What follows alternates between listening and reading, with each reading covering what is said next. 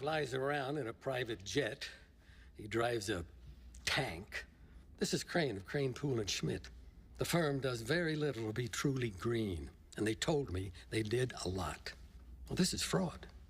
But, sir, you've known Denny Crane for a long time. You knew he flew in private jets and so forth. True, but he told me that he was starting to make sacrifices. More importantly, he told me the firm was green. It's not. Fraud.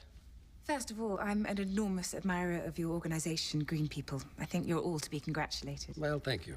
I do notice, however, the beverage your council's drinking. Do you know, sir, that the bottled water industry uses more than 1.5 million barrels of crude oil to manufacture their plastic?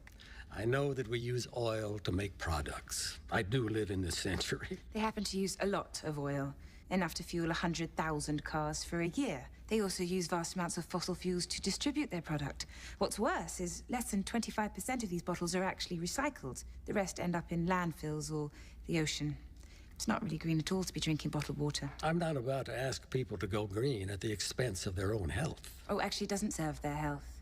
Scientists say that bottled water is no better for you than tap. In fact, it could be worse.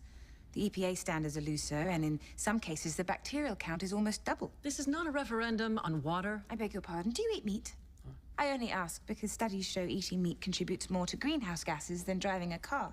Denny says you two often have ribeyes together. Is that true? First, I don't believe that eating meat is worse for the environment than driving a car. It is. Contaminated runoff from slaughterhouses is a major source of water pollution. Livestock itself contributes 18% of greenhouse gases just from, pardon me, farting.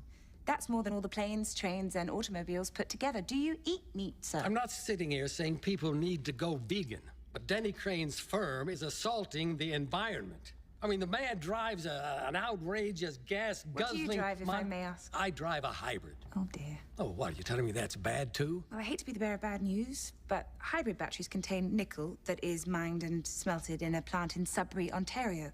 A plant that has caused so much environmental damage and acid rain that NASA uses the so-called dead zone around the plant to test its moon rovers. I think a board member of Green People might know that.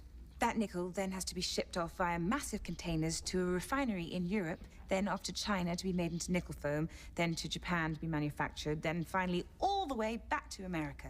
All that just to put a single hybrid battery into a car. When you combine all the energy it takes to build and drive a hybrid, it adds up to almost 50% more than it does to build and drive a Hummer. They also save on fuel. In terms of money, perhaps, but because they do so, studies show people are driving more. Hybrids might result in more fuel consumption than gas cars. I imagine you do know that. No? I love it. Sorry.